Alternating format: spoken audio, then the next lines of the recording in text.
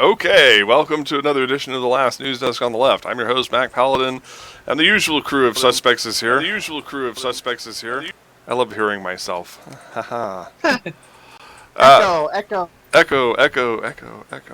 All right, the usual crew of suspects is here. Of course, we have co-host Adam. Yeah, hello. Kevin's in the house. Hi, without a doubt. Petty Fan is here. Oh God, where am I? And the Golics. So I appear to be. All right. So, before I end up tasting any more boot leather, let's get this show underway. All right. Adam, launch us into oblivion. Okay, I mean, yeah, oblivion is the right word I would use to describe the headspace of House Minority Leader Kevin McCarthy. House Minority Litterer is probably a more accurate description. Yeah, that was a Freudian slip. Because As a fellow Kevin, let me just say I like to call him Clevin instead. right, but That sounds like slander to all good Clevins everywhere. yeah, There's good Yeah, Clevin. right. There's good Clevins on both sides. well, yeah, Quevin is a reference to QAnon. I get it. It is. I get it, and hence my. It works better when you see it spelled out. Oh, Clevin with a Q. Okay. Quevin, yeah. Yeah. Okay. I thought you said Klevin. Not Kelvin, Quevin. Yeah. No, Clevin, not Kelvin. It's different. Yeah. Well, he is from an alternate timeline. Yeah. Yeah, Feels like possibly an alternate species. I heard hissing coming from his office. There was an odd amount of lizard skin in his wastebasket. Like, Well. he's an insult to lizards. Anyway, Anyway. as fun as this insult fest is, we could get to the specific reason why we're talking about him. It's actually because of actions that he pulled last week, but I don't know if you noticed, more important things happened last week. Yeah. But the things that he pulled do definitely merit worth mentioning, because he's pulling some Trumpy tactics here. It's some straight up mafia shit. Of course. You learn from the best. Like, he can't even do it fucking effectively. 'Cause- No. Okay, so what he's doing, or what he threatened to do, is that, the telecom companies have been subpoenaed to turn over their records of a lot of Congress people, a lot of Republican Congress people that were in the Trumpian orbits, and presumed to have information relevant to the January 6th insurrection. And Kevin shat his pants over this, and basically said that, he basically threatened the telecom companies with, I don't know, some sort of vague legislation against them. That I'm sure would fail fail entirely on partisan lines. Among other things. Like, also keep in mind, he's talking about if the Republicans regain the majority in the House or regain Congress. Okay, first of all, Biden's still president, so any sort of legislation that actually would get passed, you'd have to wait till another Republican president. Well, I mean, it'll stop all other legislation though, because they'll be too busy impeaching him 47 times. Yeah. For crimes that he didn't actually commit. Well, yeah. Though, apparently the turtle spoke up about impeachment. It's like he's saying, no, we're not doing impeachment. So, which is kind of an interesting backhanded way of saying that he technically agreed with the original impeachments, and he just doesn't care. Well, no, there's probably quite a few of number of Republicans who privately agreed, Right. but it's like, He's like, move like, on. I He's got like, into move an on. He's argument like, about move on. this. It's over. Yeah. Yeah. Yeah, it's like I got into an argument with somebody over Twitter about not this, but the whole the abortion legislation. It's like, in privates they disagree with this. I'm like, well, la di fucking da. Right. Good, it's like, what do they want? A cookie? Like, they ain't doing shit to stop. Like, they're not using influence to stop the fucking Texas Republicans from doing this shit, from rescinding it. Like, they're complicit. So I'm not really interested in how they feel about these laws backstage. It Right. doesn't matter. It's what they do. And I get It's what they do publicly that matters to history. Yeah. It's like, because, a great number of them know it's a bad idea, but, we'll get into this later. Anyway, back to Kevin here. Yeah, so the dipshit is basically, trying to do a mafia-style shakedown and witness intimidation tactic. And, okay, let's just, for the sake of supposition, that they pass something.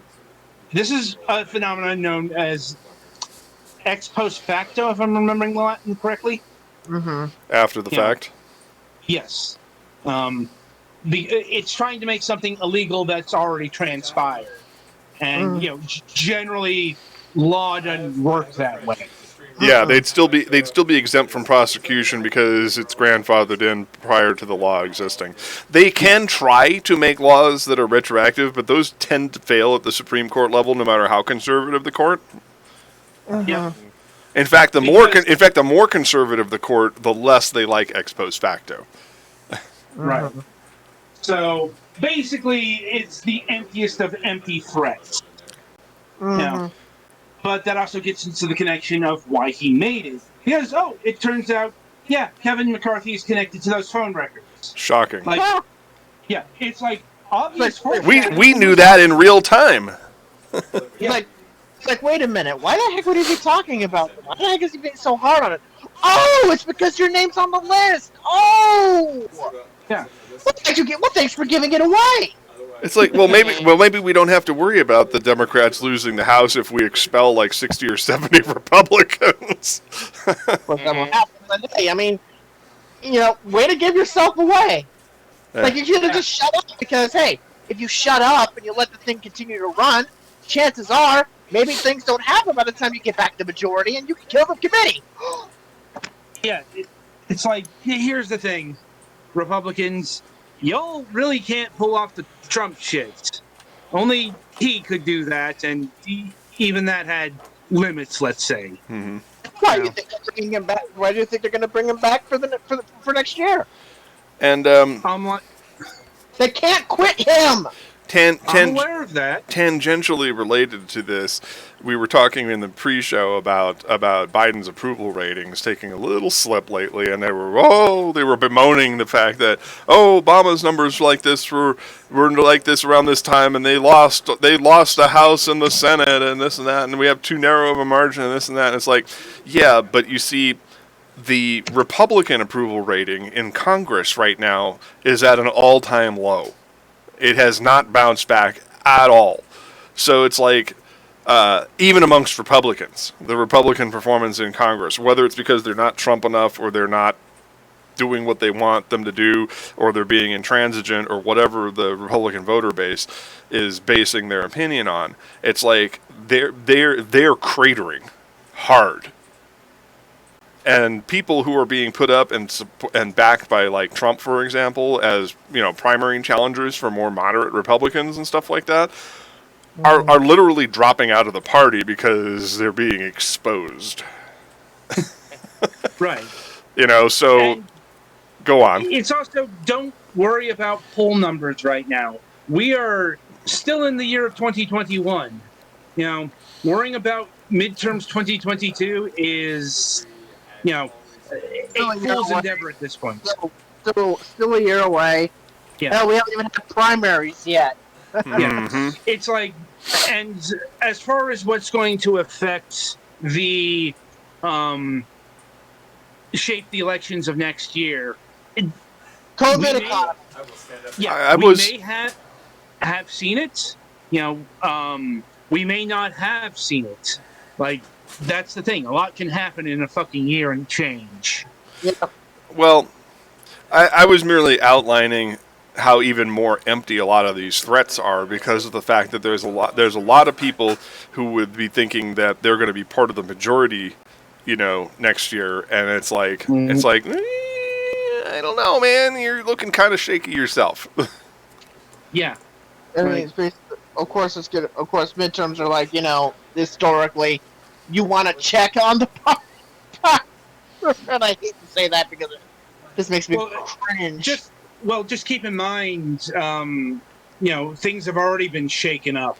Like, abortion is going to be on the 2022 ballot.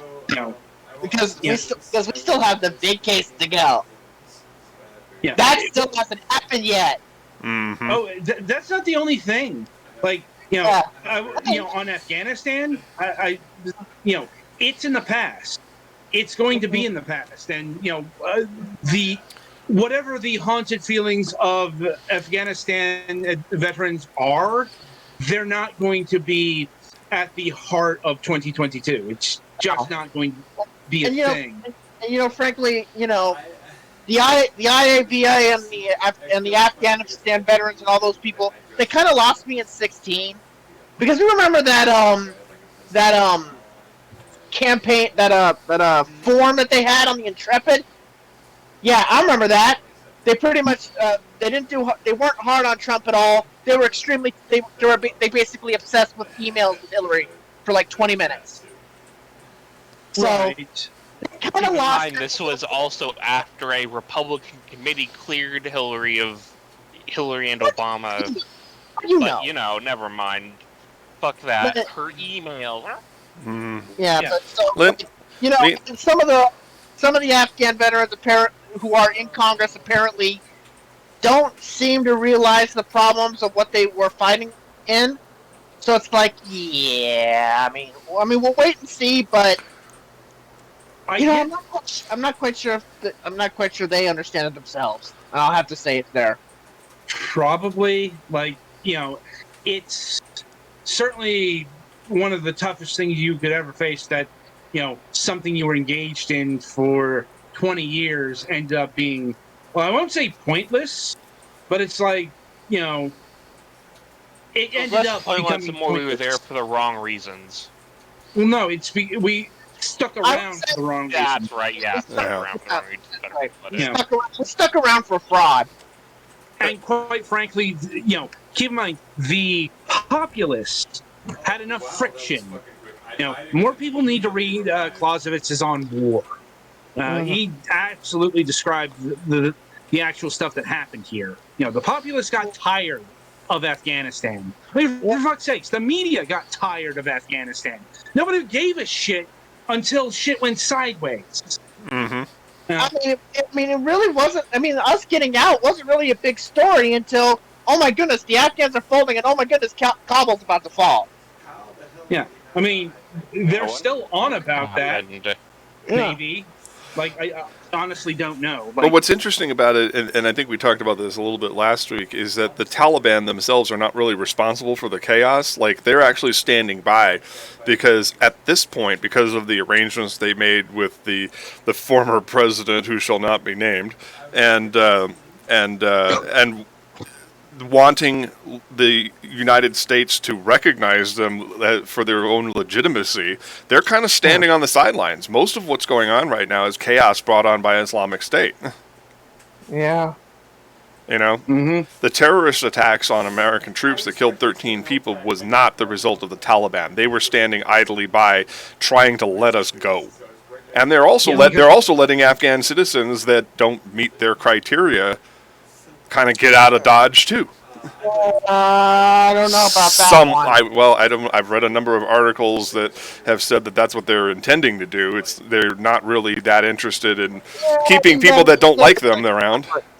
Huh? Yeah, you gotta separate intention from reality. I mean, they probably say a lot of things, but probably the reality is a little different. I don't know. I'm still kind of hung up on the. Well, if We they're were if expecting they the U.S. to leave all of their military hardware.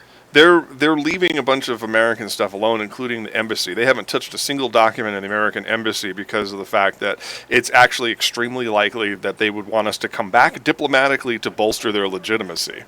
So in several years, you may see the United States return to Afghanistan peacefully, whether we like it or not.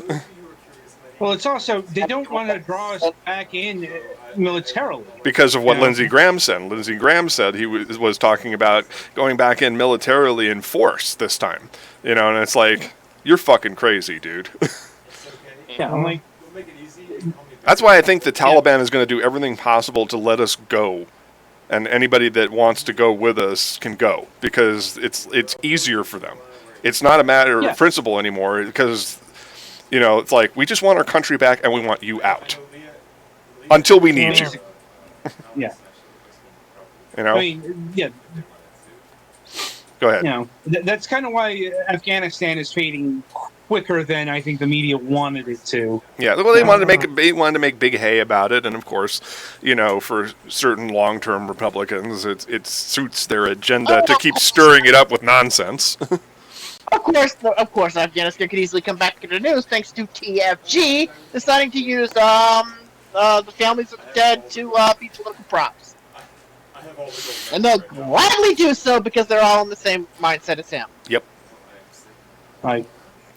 But until such a thing occurs, like I think the abortion stuff from last week really has already shifted the talking points. Oh, absolutely. Elsewhere. And it's also, keep in mind, this is what I was talking about earlier. Afghanistan is in the past. Like, to suggest that people are just going to forget that SB 8 happened. No, because people are still going to be affected by it. It's Texas law right now. And it's one of the most egregious internal civil rights violations put forth since before the civil rights movement began. It's like, we have a long history of it, and then we had kind of a quiet period where we were cooling off on all that, and then all of a sudden, it's like this is the illogical result of the American Evangelical Conference's 1977 meeting to change the Republican agenda to give themselves political power. And it wasn't illogical. It was very calculated. Make no mistake. Well, I say it tongue in cheek. I say illogical tongue in cheek, but this is the natural conclusion of that agenda is what we're seeing. We're seeing the late stages of that master plan. 50 years in the making is basically where we're going with that. Yeah, because it might not be well known, but back when Roe v. Wade was first ruled upon, it was seen as a victory for religious rights. Mm-hmm. Bet you didn't know that. Out there. But that got changed when a lot of Republican forces noted that the biggest non-voting bloc out there, Christians, very devout Christians. And this was part of the ploy to get them into the voting booths. Right. Along with a whole bunch of other stuff that culminated in the, 1980 RNC conference? Yeah, well, like I said, it started in '77 with the American Evangelical Conference getting together. Because I remember reading a 1986 Newsweek article about this very thing. It was literally a 2.5-inch article shoved in the bottom of page 47 of Newsweek. But I was reading this old article about it, and they were talking about the Evangelical Conference really being the turning point. You've got Goldwater Republicanism and Nixon and all that stuff leading up to Roe v. Wade, but that the fulcrum shift really hit 4 years later in 1977, the year of my birth. Oh God. In 1977 during the Evangelical Conference, and they started their campaign to completely fundamentally, pardon the pun, shift the Republican platform and planks towards this basically hardcore Christian control of everything, and it's their brand of Christianity, obviously. And that's why the 1980 election was such a big fucking deal on this. It was basically a referendum on whether or not these ideas that they posited 3.5 years earlier were viable or not. And that has been a continuous leapfrog of progress in their direction for the last 44 years. And so to compound this, the issue of abortion has, up until, last week, been a free ride for them. They've campaigned on anti-abortion stuff for literal decades. Well, and everybody gets nervous when they bring this up, and they're like, "Oh, so you're in favor of killing babies?" It's basically the whole baby kill. It's basically a repackaging of the whole baby killer narrative during Vietnam. Well, And we have different definitions of baby, I'm pretty sure. And two, no, the thing I have an opinion, the thing I'm against or for is letting the people who it's fucking relevant to make the decision. Yeah. But more. Let me finish here. More to the point, there was always the knowledge that it was never going to go too far. It was always going to be stopped at the Supreme Court. It was, or one of the lower courts. It was always going to be struck down. So at the end of the day, it's just a thing to campaign on, until it wasn't. Because Well, now it's a metaphorical holy crusade. Well, no, it's now. I almost titled this week's episode "Crossing the Rubicon" to be cliched, because that's what happened last week. It's because the whole idea of Roe v. Wade isn't going to be overturned was used by soothsayers for fucking decades. Yeah. There's that guarantee's gone. Yep.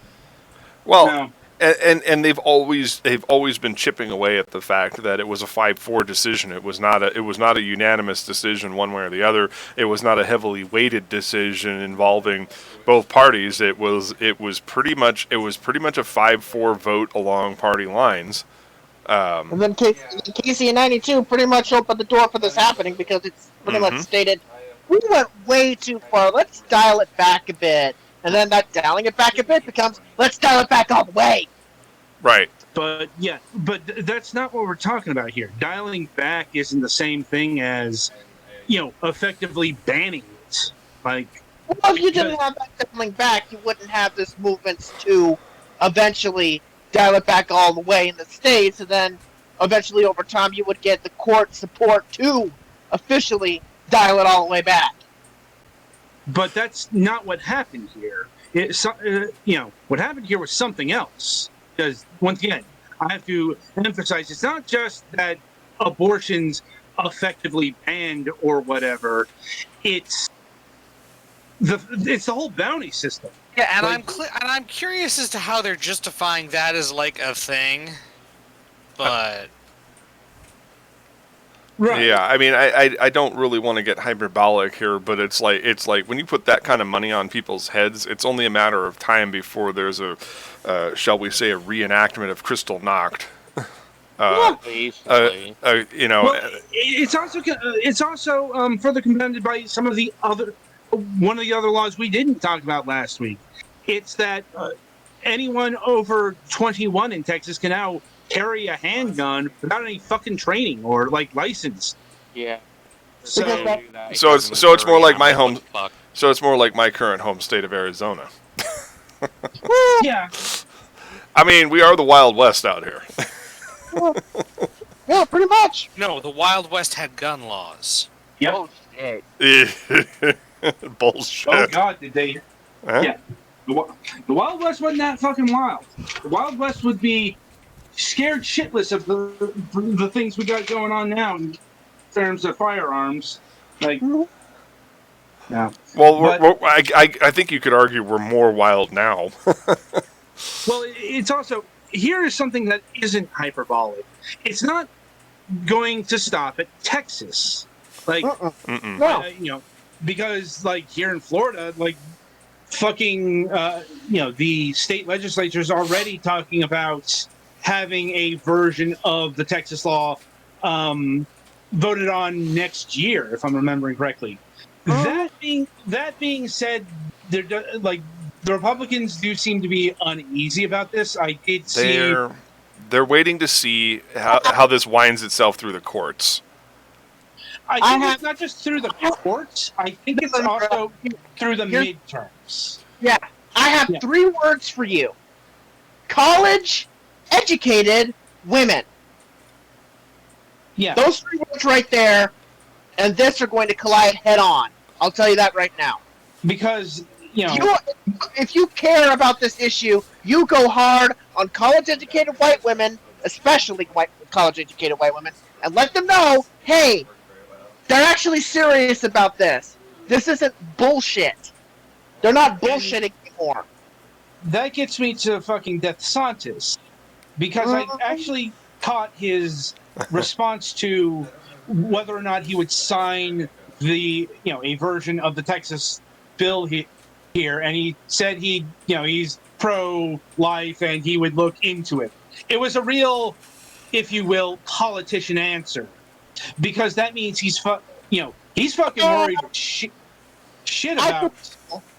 I think he will. He's the kind of guy that doesn't give a damn. Okay.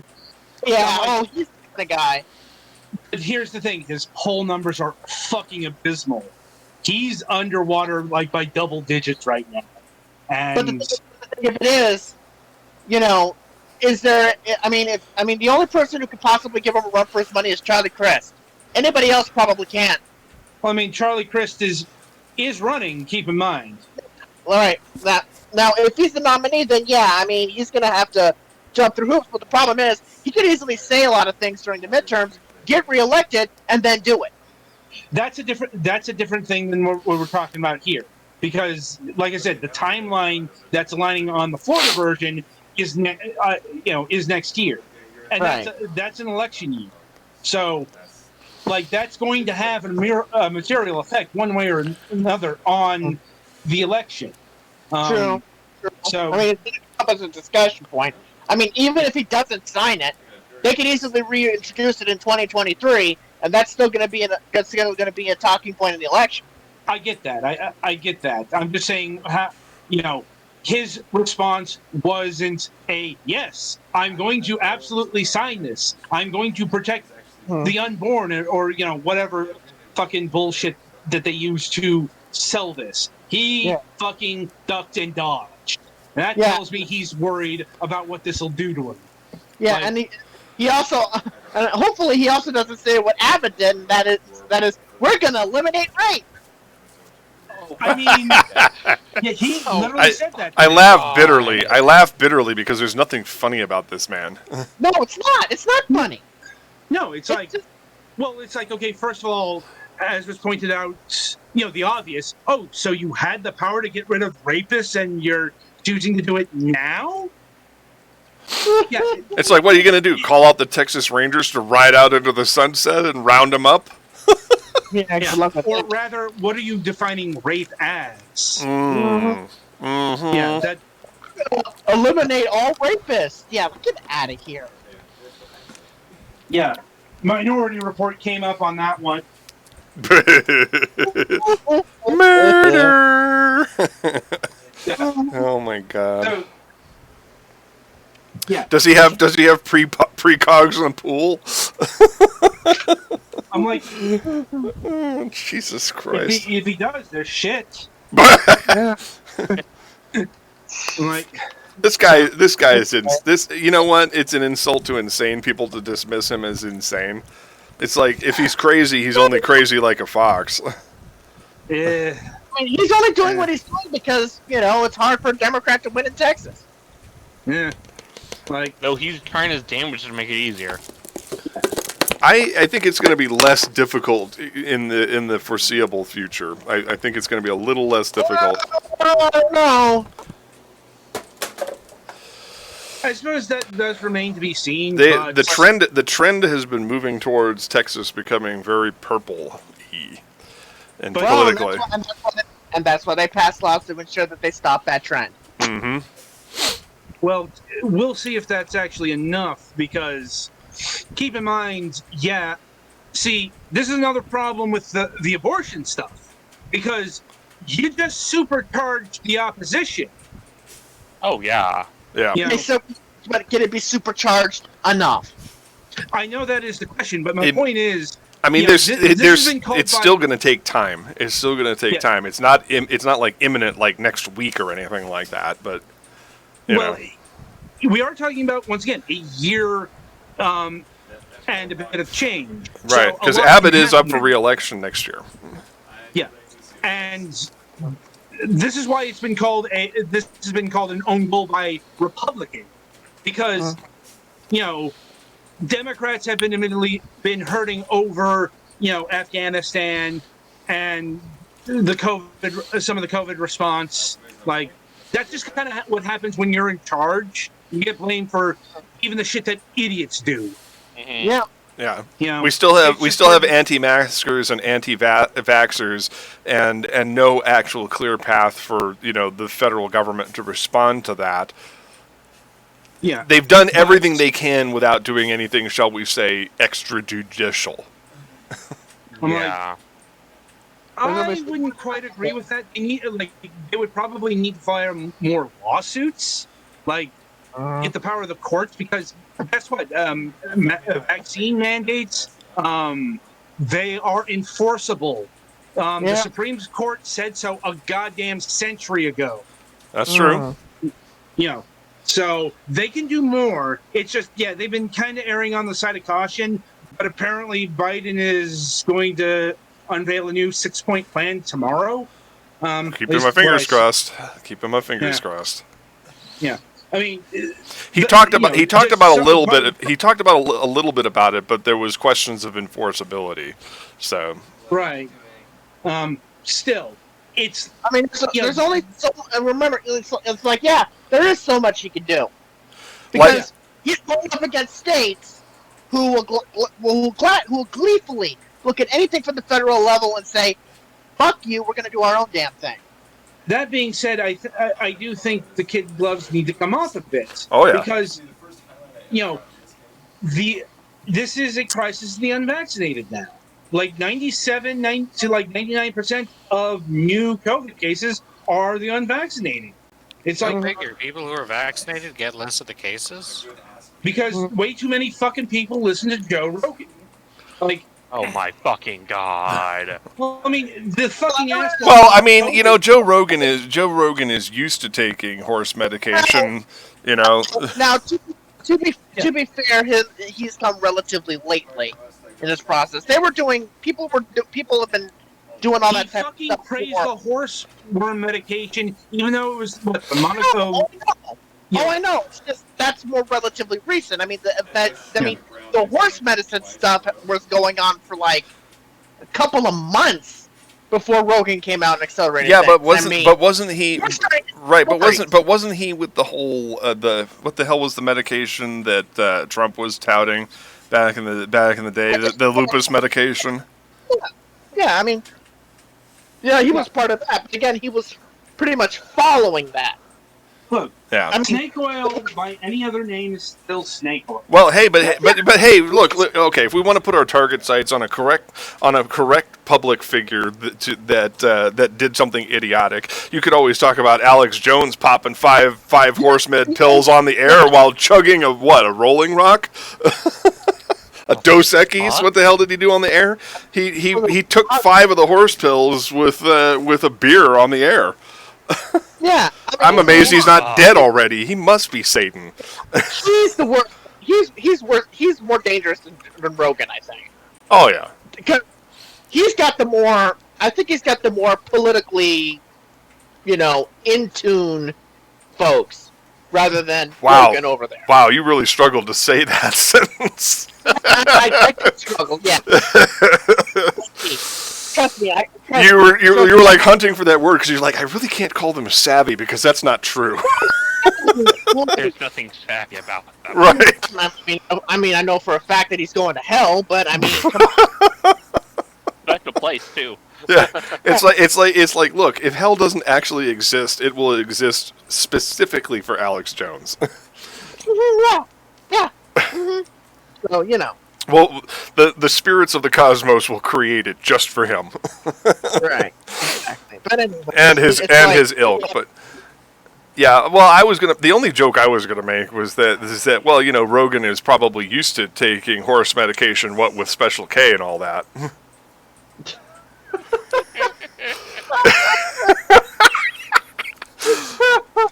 We found ketamine in one of your men's blood tests. He's like, oh Christ! Can I have that blood back? Yeah, it's like.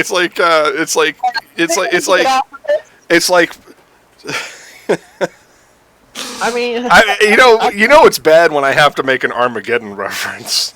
Yeah. Anyhow. Anyway. 12 times the normal dosage? We're all gonna be dead someday, anyway. Well, not if Jeff Bezos has his way. Oh, Jesus. Apparently he's investing into the secret of immortality or whatever. I don't know. I saw something about that. It's time for heads in a jar jokes, kids. Yeah. What was that joke for originally? What was that Gore? I don't know about that. I was going Futurama, but okay. I know what you're going with. It's just that was based on something. I don't know which one. Yeah, that was Ron Popeil. Remember? Yeah, that's it. Yeah. That's it. Yeah, we talked about that not too long ago. When he died, yeah. So, yeah, I mean... oh, you thought Ron Popeil was the guy behind that. No. It's going to be Jeff Bezos. Yeah, Bezos has way more money than Ron Popeil ever did. Yeah. I mean, I suppose you would need something like that to actually get to Mars and, populate the galaxy. Because, like, at the speed of light, it would take 8 years to get to our next door neighbor in terms of space. Mm-hmm. At half the speed of light. Remember that Proxima is 4.37 light years away. I'm thinking of the round trip.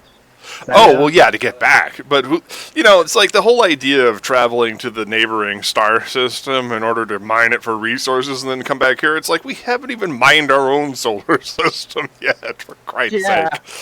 The hell? Oh, we gotta go get some unobtainium. Okay, thanks, Avatar. Oh, God! I think we just caused Kevin to have a stroke.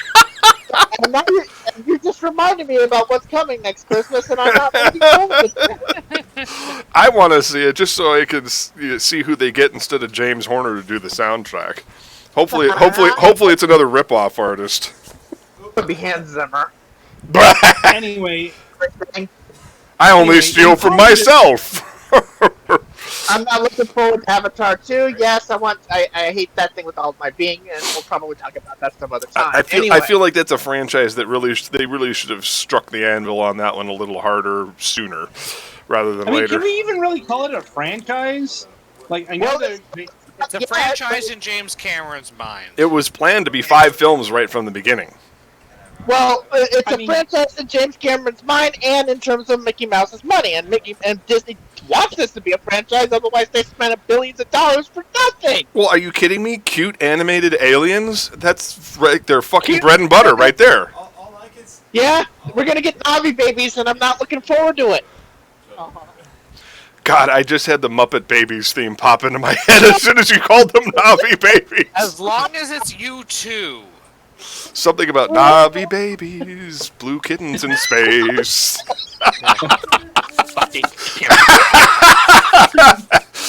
I'm trademarking that right now. Navi babies, blue kittens in space. There you go. We have gone to some strange places. But that's what's happening in Avatar 2. They're gonna have children. I mean, assuming that Avatar 2 ever gets released, like... Well, clearly it's done in the can now, so they're just... Well, I mean, it is... Because of COVID and everything else. Yeah, I mean, it is a CGI adventure, so, I guess you could call it vaporware. God damn it. It's Vaporware under the steam brought to You're you like, by see, you should have. Privileged Male Fantasy. Yeah. See, now, Petty Fan, you should have followed up with, yeah, obviously somebody's vaping something. Well, yeah. I think you do more than vape in there, homie. I'm pretty sure we call that hotboxing. Yeah, oh Lord. Anyway, keep going. Get out of this. I mean, listen. listen. Considering where we started, it's like this is where we started, and this is how it's going. Any chance I get to bash the living daylights out of that Avatar franchise? I mean, hey, I'm personally over. Avatar was a thing. This is the thing about it. It was this big, huge thing, and everybody loved it while it was in theaters, and then it left theaters, and everybody forgot about it in 5 fucking minutes. Well, here's the thing. Here's the thing about that. It's because James Cameron set 2 box office records with Titanic and Avatar, and then he.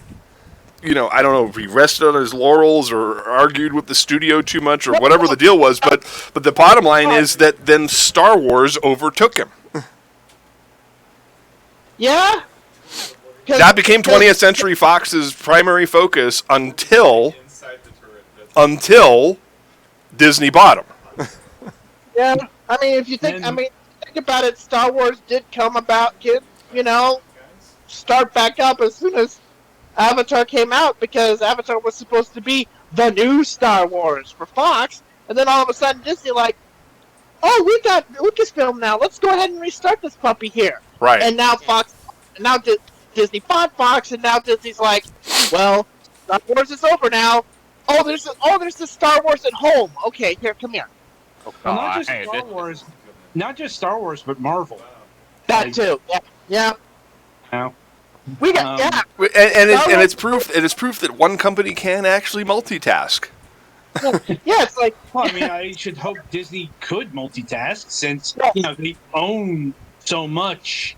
Well, they do it in a smart way, and I know that praising the mouse is dangerous, but they do it in a smart way because they let each of the divisions essentially run themselves.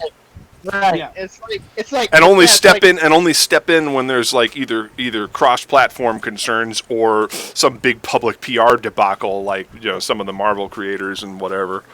Hi, Ike Puttermeyer. Yeah. Yep.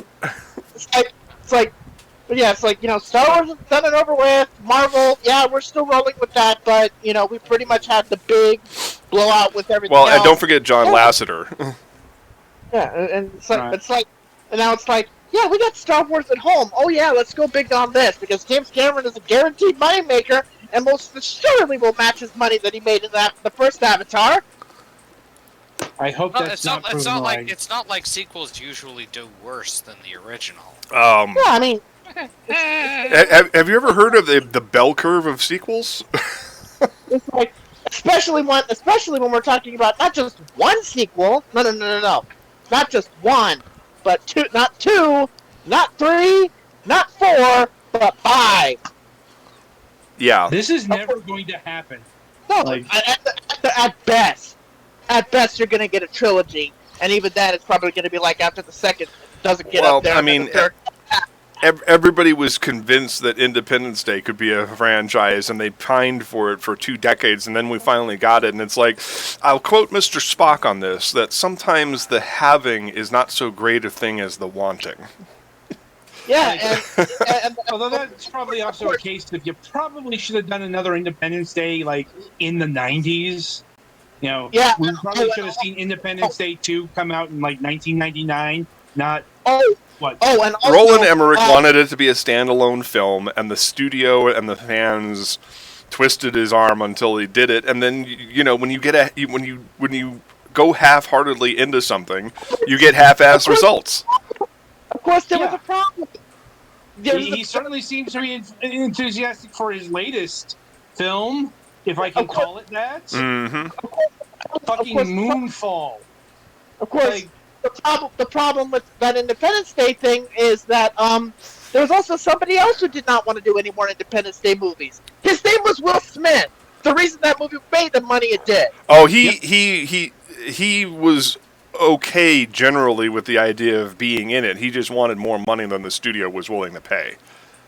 And he should have got more money because it was the only deal. I mean, you could argue. You could argue. Some people watched it for Jeff Goldblum too. Well, I mean, it was really the dynamic between them that was the selling point of the film.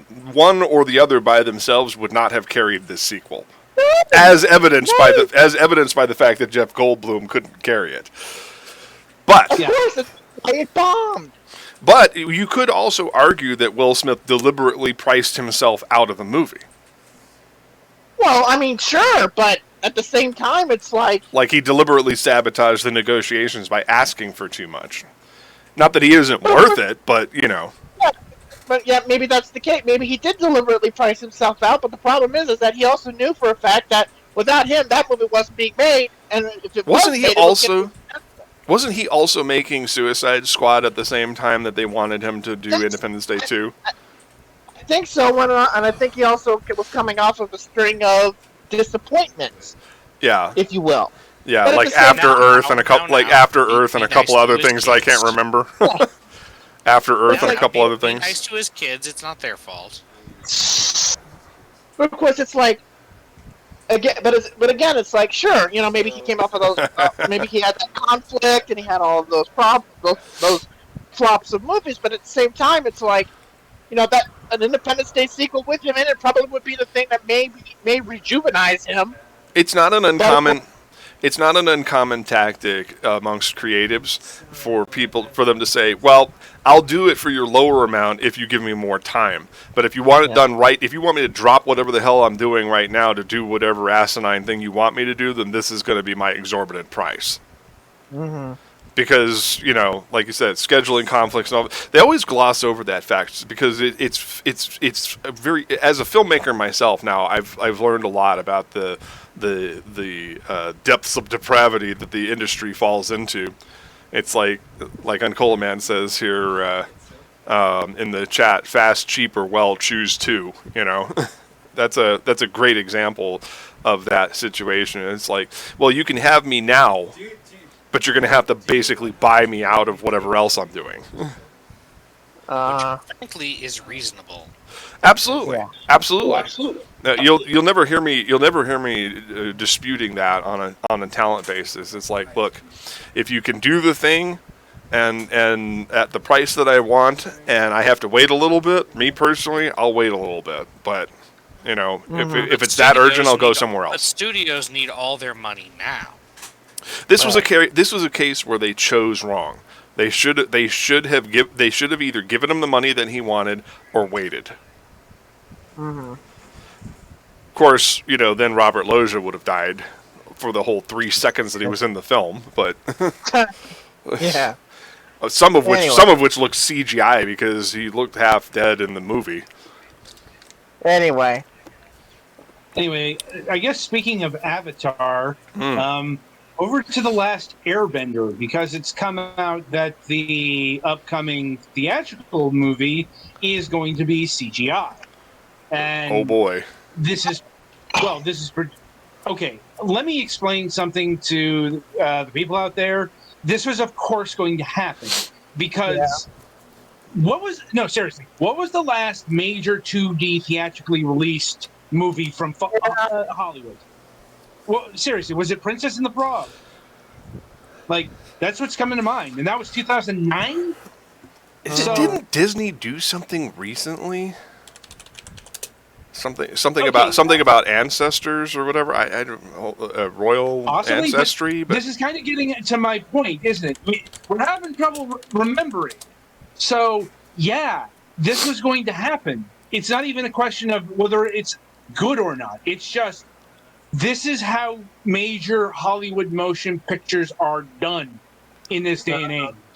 You know, it's 3D CGI or nothing. Yeah. You know. Fortunately, and look, at this point, you just gotta hope that it doesn't look horrendous. Yeah. Because, I mean, like, the Dragon Prince was okay. Well, visually. The Dragon Prince is also a TV series. I know, it won't be exactly the same, but it's the closest thing I can think of to something in a similar art style. but CG. Yeah, the newest things are CGI, and it's Raya and the Last Dragon and Encanto are the newest things that they're doing, according to IMDb, under Disney Animated Features. But I kept seeing something about this, and it was in 2D, and it's coming up in memes on Facebook, and I'd like to know what it is. I'm sure it's something, but you probably have to go through all the productions to find it. Yeah. But and keep in mind, I'm not even defending this decision. Of course, I would like the Last Airbender movie to be in glorious theatrical 2D. That's just not happening. The only way that would happen is if this became a Japanese co-production, because anime films still get released in 2D. Hollywood films, no. It's lamentable, but this was the future that was predicted ever since Toy Story got released. I remember being there. I remember people saying that one day all films are going to look like Toy Story, and that wasn't wrong. One way or another. Anyway, I guess elsewhere in the entertainment file. Right. So, Kevin, explain to the Golics what AEW is and what's going on there, since he had questions. It wasn't just what it is. It was why is everybody talking about it? Well, and yes, by the way, ladies and gentlemen, I am a fan of wrestling, so there is that thing, first of all. Surprise! Somebody on my side of the political spectrum actually enjoys some of this stuff, even though some of the people involved in it are a little bit seedy in their politics, but, that's another story. More to the point here, AEW is All Elite Wrestling. It's a new, relatively new at this point, promotion that was started up by a couple of guys who were, one guy in particular, Cody Rhodes, who was the son of legendary wrestler, the late Dusty Rhodes, who pretty much left the WWE after he was rejected after his request to get out of a certain character he was playing was rejected, and he asked for his release, and he got it. So he and a couple of others got together and started this promotion with a little assistance from Tony Khan, a.k.a. the co-owner of the Jacksonville Jaguars with his father, Shahid Khan. And they, about a couple of months after starting, got a TV deal with the Turner Networks, who, as everybody knows, used to be the home of WCW, and actually owned the WCW until it went south for reasons that cannot be gone into here because it would take too long. And recently they've gotten a string of high-profile talent because the WWE is starting to act like they did in the mid-'90s and are... the main thing I know about them is that they have been run by and generally sort of are a bunch of assholes, and everybody knows it. You mean the WWE? Yeah.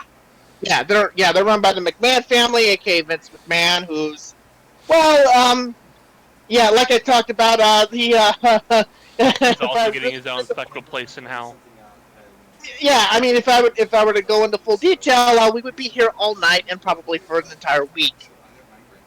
I could go. I could literally. There literally been books written about this stuff, but yeah. Anyway, they've gotten a lot of high-profile talent, including CM Punk, aka Phillip Brooks. Oh my God. Bryan Danielson. This entire list of Disney movies is insufferable. What list? A remake of Three Men and a Baby? Jesus Christ. Go on. Sorry. No. I'll also say this. There's a reason why I consider that to be its own division. The Creep Division. I called it that many times, and I called that for a reason. It's copyright, renewal, exploitation, and extension program. I sometimes mix up the two E's, but, you get it. The real question is, when are they going to remake Herbie and the Love Bug again? I think I'm kind of You want to throw something. The 2005 Herbie movie wasn't bad. Yeah. That's why I said remake it again. Yes. No matter no matter her personal problems, Lindsay Lohan actually has a pretty decent on-screen presence. I mean, look. She was in a couple Disney movies at that time. She probably looked best in the Herbie movie. Yeah. Impressive. You say that it's a bad thing that they haven't remade it, that it would be remade, but at the same time, anyway, Kevin, focus. Sorry, that threw me off. But to be honest, I think I've pretty much broke down the AEW situation because it's a wrestling promotion that's risen up because of the fact that the WWE is filled with a lot of problems right now. So, I think that's pretty much the grand scheme of things on that front. Well, to go into it a bit more, it's because people like CM Punk and Bryan Danielson. So the news is basically that they're getting some of the bigger names from previously from WWE to work for them. Specifically, in terms of its two most recent signees, in Bryan Danielson and Adam Cole, it's because, quite simply, the WWE wasn't getting them what they wanted. Like, Bryan Danielson wanted to do less dates, or more specifically, more dates in, say, Japan and other places. And the WWE said no to that because they want every single part of them. And then when it comes to Adam Cole, it involves a relatively new thing over there, where the WWE wants to pretty much own their entire livelihood to the point where they can't be on Twitch. On Twitch. That is one of the main things I know about WWE is that they have this whole setup where all of their wrestlers are technically independent contractors, and yet they still have almost absolute control over their personas and stuff. Exclusivity. Yeah. Exclusivity is the word you're looking for. Yes. They want a slice of the profits from that filthy Twitch lucre. Right. They want a percentage of the profits that they get from Twitch, and the wrestlers and the talent themselves are like, screw you, I'd rather close it instead. And, well, when it comes to Adam Cole, his contract essentially was with a third brand within the company known as NXT. That contract was up, and it was either he would re-sign on the main roster, as it were, aka the shows Raw and SmackDown, or leave to go to AEW here. And if he re-signed with the main roster, he would have to give up his Twitch account, and his Twitch account is a pretty big one. So it's like, screw you, I'm leaving. Mm-hmm. So, all right.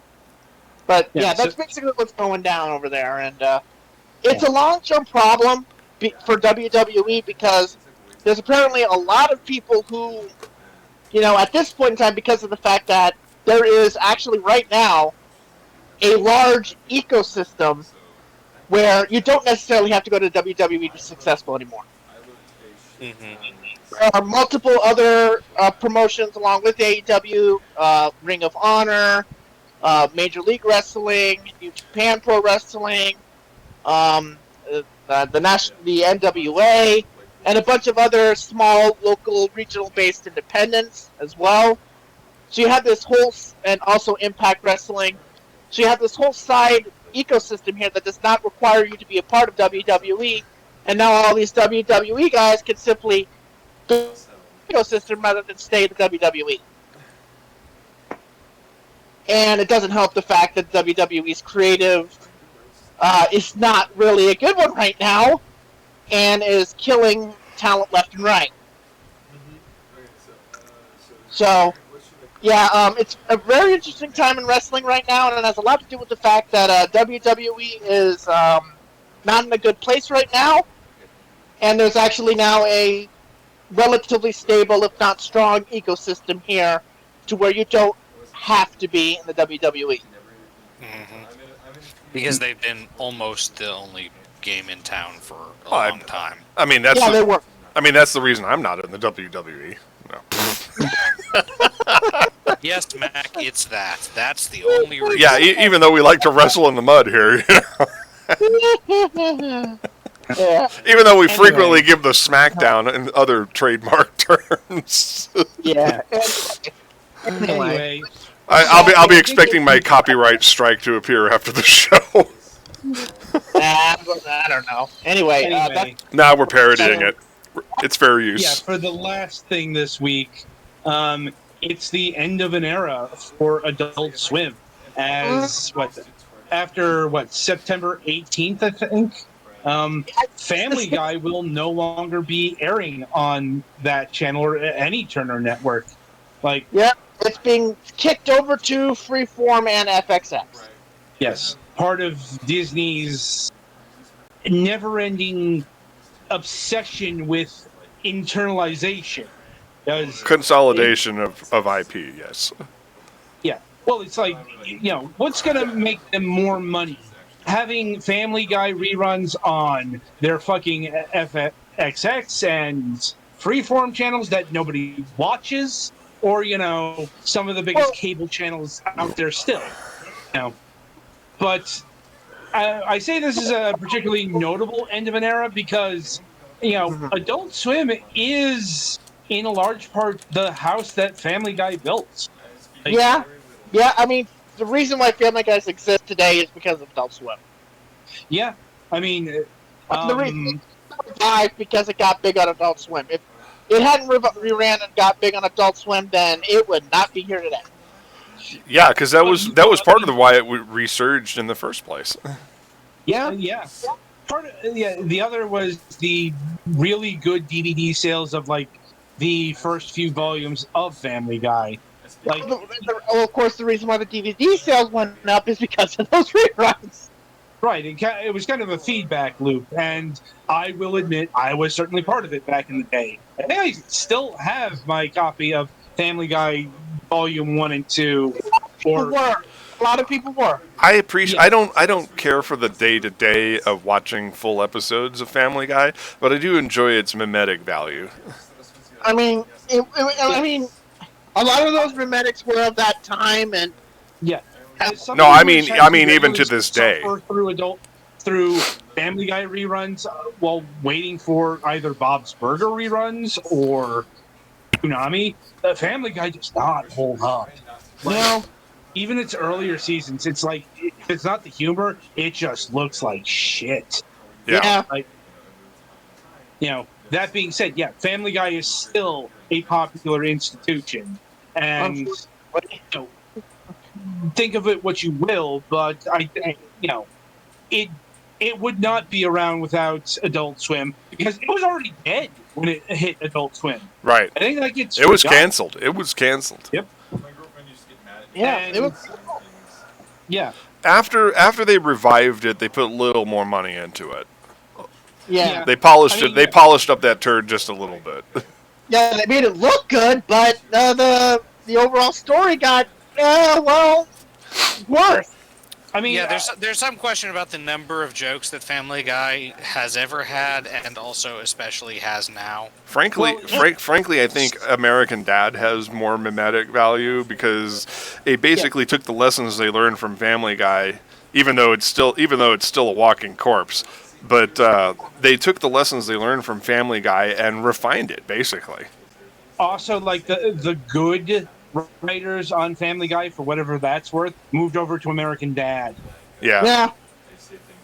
I just find the politics and the humor of the show much more interesting, I guess you could say. Well, that's because keep in mind Seth MacFarlane turned Family Guy into his personal sounding board. A good chunk of the time. Throw shit against the wall and see what sticks. Yeah. And it's just really some of the most pretentious and preachy, liberal claptrap you can ever hear. Except for the weird transphobia that gets a pass. That I don't know why. I'm not. Maybe it's because South Park is so much worse with the transphobia. So if South Park was suddenly canceled tomorrow, then Family Guy would be next on the chopping block. Probably. Yeah. If they could actually cancel those things, they're not. No. I'm just saying that would be the only hypothetical scenario where that would happen. one Also, must follow the other. I will say the transphobia episode of Family Guy came out in like 2005. This is not to excuse it, but fucking different time. Like, Yeah, you know. well, I mean, it's like beloved classics like Ace Ventura: Pet Detective were built entirely on a transphobic idea. Hell, even actual classics have that, like Silence of the Lambs. Oh yeah, What do you think Buffalo? The Crying Game. The Crying Game, which was the basis for the primary joke in Ace Ventura. Yep. Anyhow. Nobody talks about that film was- anymore, Yeah, it was. It did really not age prevalent well. in the 90s. but it has not No. aged well at all. No, none of this shit has. Yep. Like, and rightfully so. Like, and once again, it's not a defense of all this stuff, but it is, this was much more socially acceptable to do back 20 years ago or 30 years ago. Well, everything was anti-LGBT plus, sentiment was the flavor of the day, pretty much since Stonewall. Yeah, that ebbed and flowed. Like, there's a whole bunch of stuff, but And don't get me started on anime. yeah. I'm like, entire courses could be taught about this kind of thing. Yeah, I was like, you want to hold them up as a progressive paragon? Well, let me give you 4 dozen series where they've shattered that notion immediately. Yeah, I'm like, but anyway, Family Guy is retiring from its long-term home, and it's notable enough to how much that meant to Adult Swim that you have to remark on that. It's not like when King of the Hill or the Cleveland Show left. By the way, both of those are hitting FXX as well in the near future. Like, I mean, the fact that King of the Hill is getting on the air again. Well, yeah, Comedy Central didn't do shit with that. Exactly. I think that aged a little better though. New episodes, or is it just reruns? No, King of the Hill is over. I thought so, but I wasn't sure. That one holds up a little better though.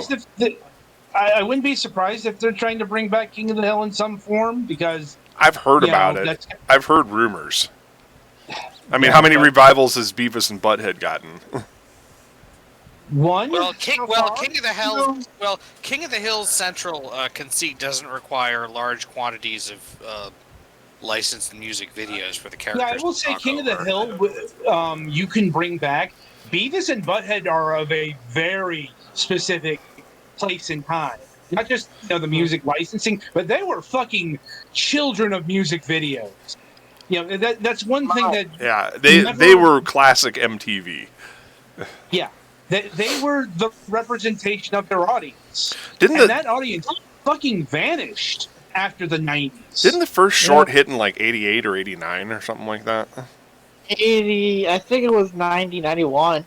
Yeah. I thought Frog Baseball came out earlier than that. Like there was a much larger gap of time. Yeah. It's like even when Beavis and Butthead were retiring, like MTV was going in a very different direction than where they were at the beginning. Well, they're all reality TV now. Well, no, but I'm talking about the late 90s. That's the era of TRL. That's the era of importing teeny boppers. The last great MTV era. The last one. Mm-hmm. But it's a very different era than what Beavis and Butthead were into. They weren't having Headbangers Ball on or no MTV Raps. 120 minutes, that sort of thing. Yeah, they were still very much with Yo MTV Raps, the Club MTV, sure, but it was still very much the rock. The VH1 era of pop-up video and all that stuff. Yes. I mean, VH1 was still very much a adult-minded network compared to MTV, but it was still preferable to the fucking Jersey Shore 16 and pregnant era. Which preferable to Jersey Shore, my dude. Yeah, the whole we think we're still relevant when we're really not. Pulling out my toenails with rusty pliers would be more preferable to Jersey Shore. Anything. That show killed MTV, even though it got them buzz for like a year or two, but then it's like, what the fuck is wrong with you, dude? Yeah, it's like MTV exists, and to show you how far they fell, like they had their 40th anniversary this year, and they barely celebrated it. No, they didn't celebrate it at all. Barely? No, they didn't celebrate it at all. What they had was basically show off the show that defines their era, a nothing clip show hosted by a skateboard dork. Okay. So basically that old Jenny McCarthy game show. Fuck. Oh, Singled Out. Yeah. Yeah, I remember that. Yeah, it's like that's what they are now. Ridiculousness. That's it. I think ridiculousness would be a step up. They're irrelevant. That's it. MTV is irrelevant. It's irrelevant. And it's a sad state of affairs because they claim all the time that they are still relevant, but they're not. Well, I mean, yeah, especially since MTV for decades were relevant. They were the trendsetter in and of course, culture. of course, the thing about it is that there was and I always say this, there was a guy by the name of Sean Atkins who had this big plan and vision to make MTV relevant again, but unfortunately the people at Viacom do not give a damn about that, about long-term strategic planning. They want results now. Well, that's better for binging on that. That's better for binging on Paramount Plus. Yeah, yes, because it's like, and the guy they have in charge now, Mr. Chris McCarthy, is a results now guy. Even though the results now only pleases their shareholders and the people at Viacom, CBS, to make them feel good in the morning. But in all actuality, in the grand scheme of things, he has made MTV irrelevant and VH1 a joke. Speaking of jokes, I need to get something off my chest. I'm mad at Facebook this week. A few days ago, every other week. Yeah, a few days ago, somebody quoted the speech from the movie from Home Alone, where he told him to get his filthy, yellow, no good keister off his property before he fills it full of lead. And it was a joke response to ask somebody to leave without using the word leave. And so they quoted that bit from there. And I responded, "Keep the change, you filthy animal," and instantly got slapped with a hate speech warning. That's, well... Which, yes, out of context, saying "keep the change, you filthy animal" to someone, especially if they were of certain groups, could be considered hate speech, but in context, it's replying to a quote from the movie with a quote from the movie, and that's not, that's just, that's how memes work. Like, not the picture kind of meme, like the actual sense. That's how the fucking Darmok speech that the internet has evolved into works. Yeah, so I removed the text of it and replaced it with the image of Macaulay Culkin saying "keep the change, you filthy animal" from the actual movie. And then I appealed the decision and they denied me immediately. "Oh, we reviewed it and it's hate speech." And I'm like, "Well, fuck you, I'm going to the oversight board." And I wrote a lengthy speech about why they're fucking morons and why they need to get with the cultural lexicon and actually need to stop using robots to filter people's freedom of speech. I said, considering the fact that Jiffy actually has 40 million GIFs of Home Alone and this exactly there, and I posted 3 examples of it on my wall. I said, "You guys are fucking idiots." I said, "John Hughes classics are now hate speech? Get the fuck out of here." I used much nicer language, of course, but that was the sentiment of my speech. I said, "You must have mistaken my quote from being from a John Landis film." Wrong John there, bros. I said, "Let's get righteous with this and stop having, your North American culturally unaware team somewhere halfway around the world reviewing people's quote-unquote hate speech." And so I posted it as artistic expression and freedom of expression as to why the statement should be allowed. I said, and I bet the whole reason that the algorithm flagged it was because I didn't put quotation marks around it. Though I'm not sure that would have fixed it. Well, because the original post would not have made it in there because of threats of violence. before I pump you full of lead?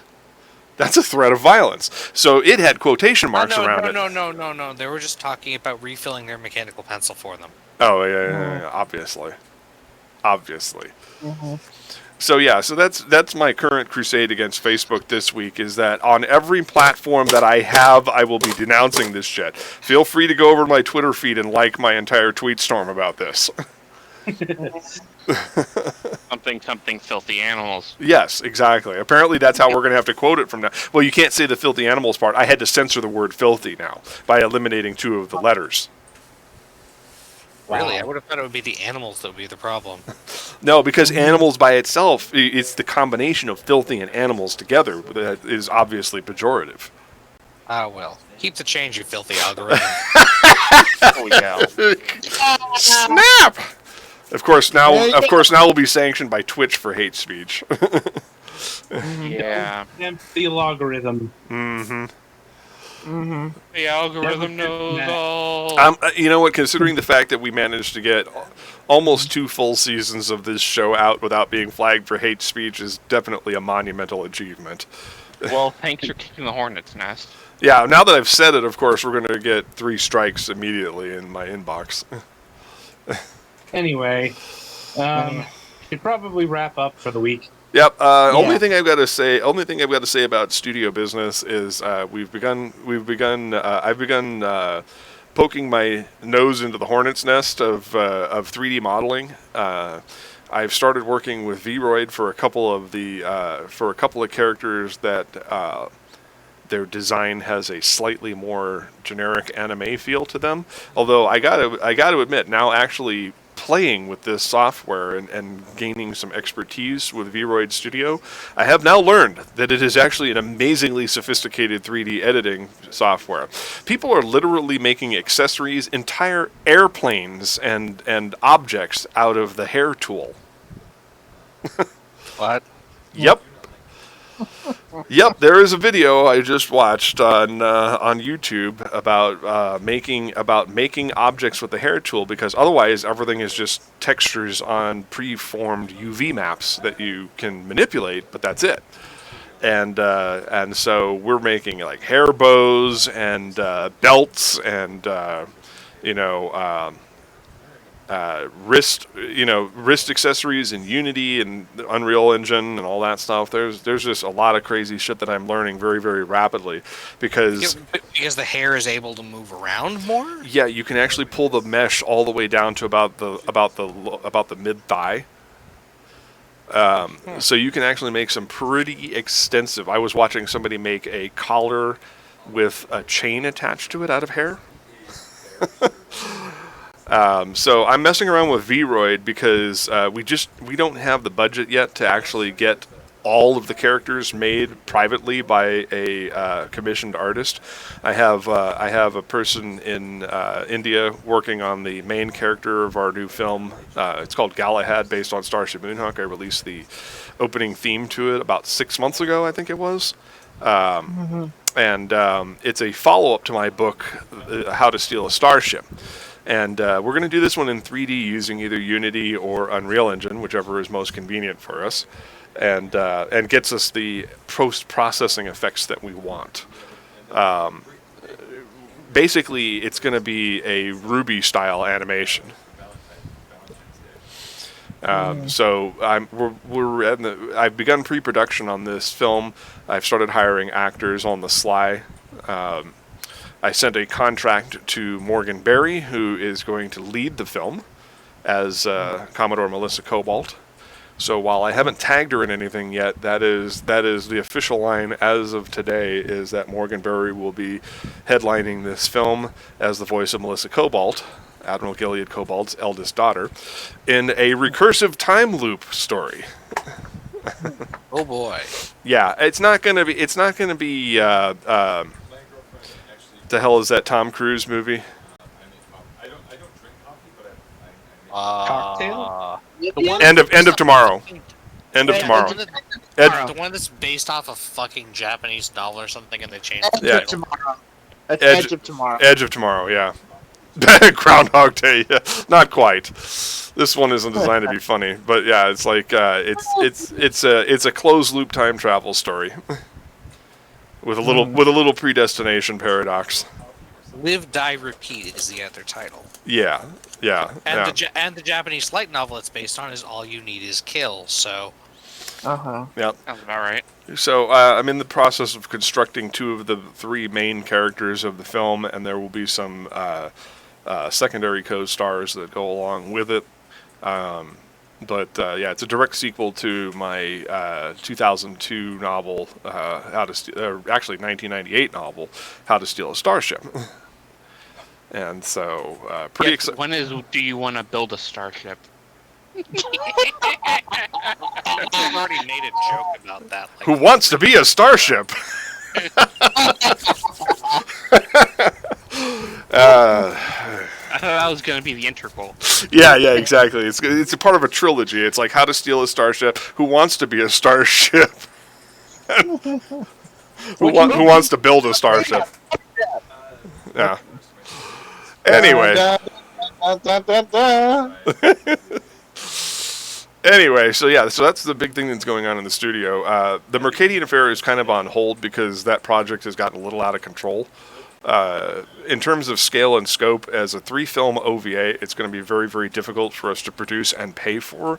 So having contained storylines that fit into a single feature film would actually be more beneficial to us at this time. So even though the stories will be told somewhat out of sequence and make references to things that you have not yet seen, if you've at least read the webcomic, then you have a general idea of where we're going. And so it won't be terribly spoilerish. But yeah, it's big news for the studio. We're going to do a 3D animated film. And it'll be our first real foray into this. And as I said, I'm trying to build a team piece by piece of everything from professional artists and animators to interns that we can use on a single film basis who may do one small aspect of the film to help us out. As of yet, I am not attempting to collect funds for this. All of our fundraising right now is geared towards Survivor, which is the film starring Elsie Lovelock and Skylar Davenport. And that is, of course, official because we've already released clips of that and tagged them repeatedly on social media. So contracts are signed. The stuff is in the works. My friend Oshigan is, of course, working on the physical 2D models of many of the characters. And so we're moving apace with that. And I've received direct funds from a few of you. So anybody who wishes to directly donate the funds that they were originally pledging to the Kickstarter that I wasn't able to complete, please feel free to go over to starshipmoonhawk.com. I'm typing it into chat. And click the coffee link at the top. No, I think it's actually on the left side of the page, and you can directly donate. And then whatever tier that you donate at will correspond to the donation tier from the Kickstarter. So whatever items or rewards that we had promised at that tier, that is what we will give you, regardless of how much we get, because every dollar right now. Problem loading page. Did I spell it wrong? God. Oh boy. It says the connection for this site is not secure. Oh, that hate speak ban got around fast. Oh. SS. Oh no! Mike Zuckerberg got your router. Oh. It's funny because the MSP website works just fine. You're not quite there yet. There we go. Hit refresh. It says not secure, but that's because GoDaddy is crap. Any donations we receive will also go towards finding superior web hosting for our entire operation. Yeah, you just got to refresh. Sometimes GoDaddy sucks balls. What can I say? But there's a donation center and a coffee link on the side. It's this. If you're used to donating to me in the past, then it's the same. It's the same link. So whichever you prefer for accountability purposes. But yeah, so that's the big news. I will be releasing the 3D model of Chief Medical Officer Dr. Fatima Wilson probably in the next week or so, because I have a specific actor that I follow, a specific Indian American actor on Twitter that I follow, that I am seeking to voice her. So well, that's a bummer. Sorry about that. It's probably because it's not secured. But like I said, I'm working on that. I got to get an update to PHP and a number of other things, and I have to contact GoDaddy support, which is always like, because you call them and they're like, oh, well, if we just sell you a bunch of these products over here, that would solve all of your problems. It's like, okay, well, I bought all of your products, and now it solved none of my problems. And it's like, oh, Just really? buy more. It's like, really? That's surprising. Well, we have a few other products you could buy. Every time I have a support issue with them, they call me on the phone, which of course spikes my anxiety. Oh boy. One of my last true anxieties related to my non-neurotypical situation here is the telephone. I cannot deal with phone calls. I do everything via text message or email or some kind of communication software like this. I do not take phone calls because the minute the phone rings, I put it down and walk away. Unless it's my mom and dad. Unless it's my mom and dad. Unless it's my mom and dad. Especially then you throw the phone against the wall. Yeah, indeed. So anybody who's interested in doing that, please, if you have not done so already, please feel free to go ahead and send it to us directly. We will put you on the list. You will be credited in the end credits of the film as being a donor, and we in using whatever method, name, nickname, Discord ID, Twitch ID, etc., it's a website, etc., that you wish to be credited as. And so that will be in the film, plus whatever rewards we had already promised you. 98% of them are digital anyway, so we will have no problem delivering on them because it's not like I got to ship shit to the UK. Which is its own nightmare. And overseas shipping? What? Oh boy. There is one exception, and that is, of course, autographed posters by the production team, but, we'll get to that if we get to that. Yeah. All right, so that's it for last news desk on the left, and that is our entertainment news, of course, and I am extremely happy for everybody who tunes in on a week-to-week basis. If you are lurking in the chat and you have not yet followed or subscribed to our channel, please feel free. I believe September is actually 50% off for subscriptions. And of course, we have a ton of gaming content to provide to you on a weekly basis. Still working on trying to come up with some idea for what to do on Thursday nights when it's just me flying solo.